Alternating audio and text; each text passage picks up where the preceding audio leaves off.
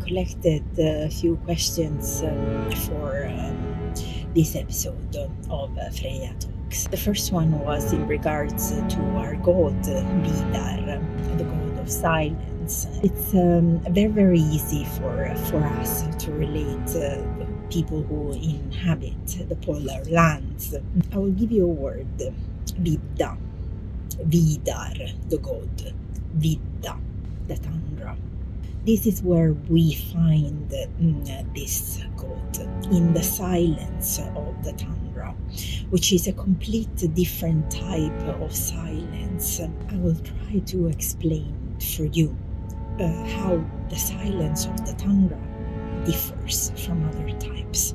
It is the most quiet silence you will ever come across in your life. I have experienced silence in different natural surroundings, of course, the forests, by the ocean, There is almost never really silence of nature. The Vidda is a place where we experience as humans not just our silence, but the silence of the land. It's a very strange feeling. It's an exchange of silence in between us and the land that doesn't speak.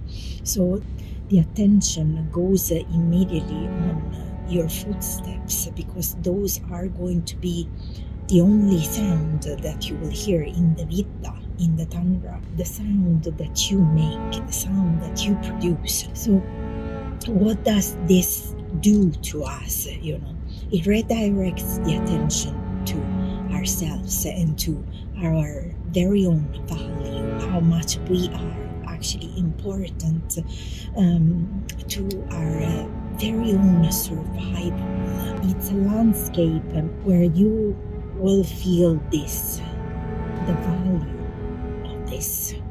You are there for you. You are there for your survival, and you are the only one that is going to be there for you in a landscape like this, in a landscape of that kind. So it's a very precious silence, because it's a silence of self-worth. It's a silence where you will understand that you are indispensable for your survival, and that is the type of silence where you will meet our god Vidar. So when it comes to interactions with this type of god, I have to tell you, they are very rare. They are interactions that come forward just when it's not just you to be silent, but it's the land to be silent. This is very, very rare in the world, to find places where the land doesn't speak. So these are the places where, in my opinion, where you will be able to connect with this type of god. Search for that type of silence. Search for the land that doesn't speak. There was another question, somebody asking me how to make the mundane sacred. In our times, we have literally the opposite type of problem. So how to actually make the sacred mundane, and not to experience or leave this gap, this separation in between the sacred and the mundane. Get the gods off your altars, everyone. This is my best advice for you. We pack them so beautifully up there on our altars, on our offering dishes. My best advice for you, my friend who are watching this, is to get the gods off your altar. Take them with you in your daily life, in your daily tasks. It is 2:30 in the afternoon. This is what Norway looks like. It's pitch black. We are going through what we call the polar night. So we have no sun, no visible sun. This is how I am right here, right now. Just I show you my real life, It's very, very simple. So I'm showing you right now how I am taking my Norse gods off the altar. This is how I'm taking my gods off the altar today. So these are Sadly, very, very sadly, road accidents rather than predator attacks.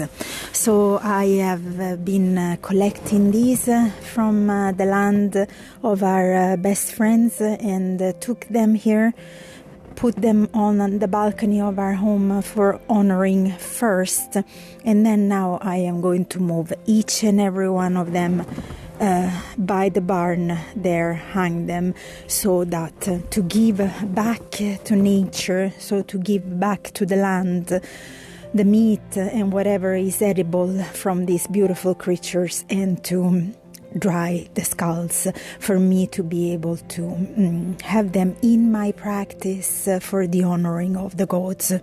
With whom do you think I am doing this? I am physically alone here doing this, but I am not alone. I am doing this with Freyia. I am doing this with the great white reindeer spirit, the Gabba. Difficult task on a job like this. I didn't just do the last part of the process, the honoring of a skull. I have done the entire procedure. Another question that has been asked for this Q&A is what rune can help me the best for panic attack, or in general, overall speaking, mental health. The rune that will help you the most is Ur. This rune is Ur. In Norwegian is the primal force. Ur is the wilderness inside, and I think that in this life is in a way or another, it is truly our responsibility to make sure we find that wilderness inside. It contains really the most pure, precious, pristine part of us. So Ur, work with this rune for all types of mental ailments. I would say that this rune has truly the primal power, really that raw energy to really help you with that. The next question is, how do I overcome fear? Well, if you could take a look around me, I am surrounded by the tundra from the high plateau of a big mountain in the area where I live. There is wolves, lynxes, wolverines, bears.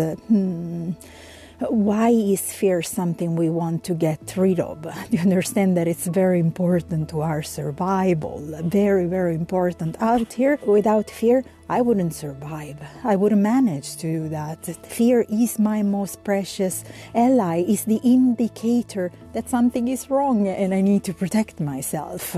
You see, fear is a very, very good thing when we do not allow it to paralyze our life. So it can be the greatest ally in nature, in situations where you have to take care of your survival. I rely on my fear. I rely on my body telling me that something is wrong, but then what do I make out of that fear? I make the best out of it. So this is my best advice for you.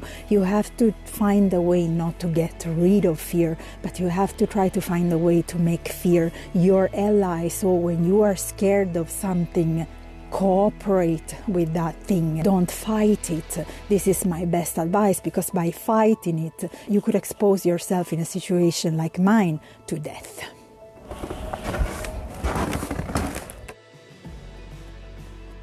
There has been a lot more questions, but I have a lot of work to do. As you can see from my back, I need to really take care of these beautiful creatures and hang them by the barn so that what is edible can be eaten by nature, and I can then dry the skulls. So the last question was about the use of crystals and stones in my craft. Yes, I do use crystals and stones in my witchcraft practice, but those would be just crystals and stones coming from the land where I live, because I need to know them.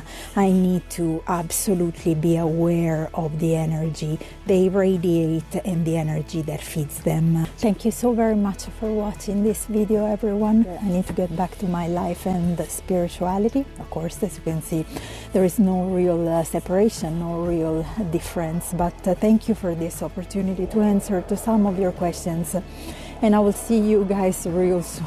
It's a lot of work I need to do, so I will see you guys real soon. Thank you.